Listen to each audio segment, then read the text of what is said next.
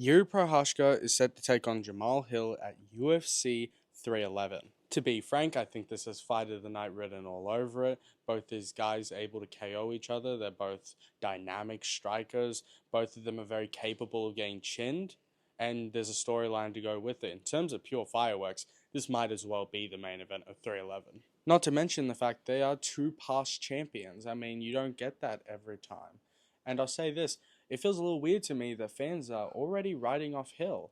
I feel like he has very good chances in this matchup. I think it's a hard fight for both of them, but I don't think Hill has no chance. That's ridiculous.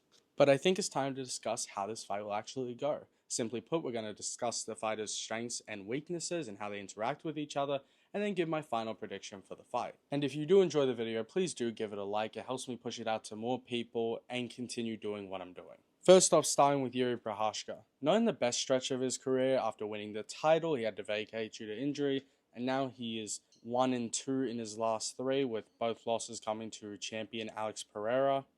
But nonetheless, he has a lot of attributes which I think give him very good chances in this fight. Namely, the guy's tough. That's the one thing that I think any detractor can give to Jiri, that you can't really outdog him. You're not going to just out-tough him and beat him that way. You have to be a bit more calculating about it. You're not going to get into a brawl and just finish him like that. At least in most cases. For examples, I mean really just take your pick, whether it's Ozdemir, Reyes, Teixeira, Pereira, Rakic, Pereira again, if we count the end of that first round. This guy's toughness is always put on display, which can be a good thing and a bad thing. If your toughness is constantly reminding us, that means that you're taking a lot of damage, which I'll get into more later, but I want you to keep it in mind.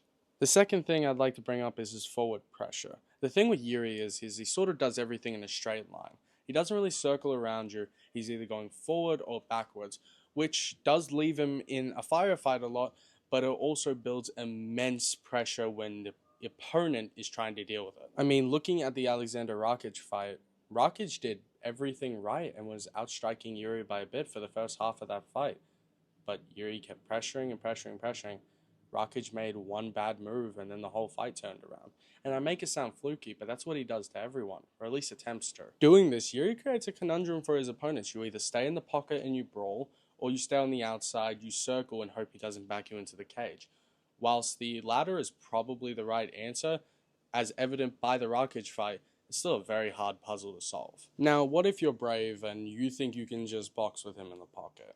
Good luck, that usually doesn't end well. The only person I think I've seen do it successfully was Glover Teixeira, and Glover had a takedown threat to go along with it, which sadly Jamahal Hill does not. But ignoring all of that, you just have to deal with the fact that Jiri has a very good head movement.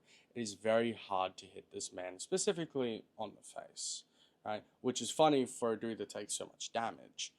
I think that realistically, I don't think it's smart to fight in the pocket with him, even for Jamahal Hill. I think Jamahal Hill would do better to sit a bit on the outside, try and work a little bit of everything. But that's enough of me being nice. Time to talk about his weaknesses. I think the most obvious is leg kicks. Twice now we've seen Alex Pereira completely jack up Jiri's legs with leg kicks. And if you think that's just Alex being Alex, I hate to break it to you, Rakic did the exact same thing. Seems pretty consistent that with that bladed stance of Jiri's, you throw a calf kick, he's not really going to stop it. I haven't really seen him defend any of them properly. And look, Jiri's hands are always down. He relies on his footwork a lot. If you can cripple those legs early on, which I think Jamahal Hill's going to have to do, yeah, he's going to become a much easier fighter to fight. But even if you're not going to use a super heavy leg kick strategy, you have a lot of time to work with because Jiri's a slow starter. He spends a lot of that first round really trying to get used to you and find your rhythm and find the distance. He doesn't come out gun swinging. This almost makes me wish that this fight was 5 rounds, but it's not. It's 3. And with this, you could easily say that Jiri might give up the first round to Hill,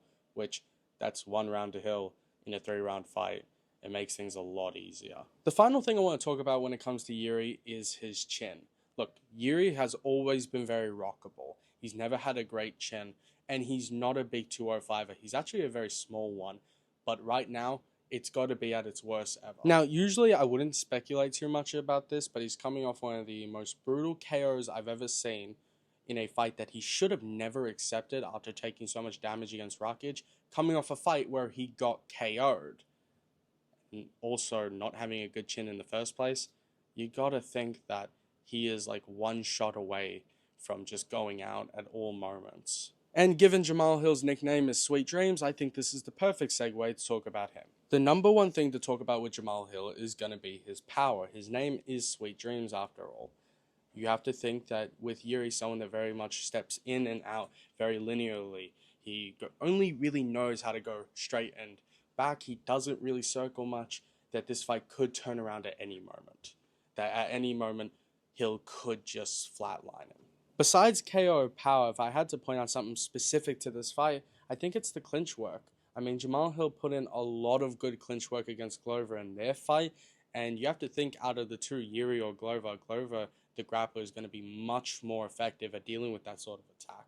I mean, it's not hard to imagine Jamahal Hill grabbing a collar tie and just blasting Jiri with knees. And really, beyond that, if I had to point something else out, I'd say that Jamahal Hill's good at mixing up the combos, right? He'll throw it to the body, to the legs, to the head.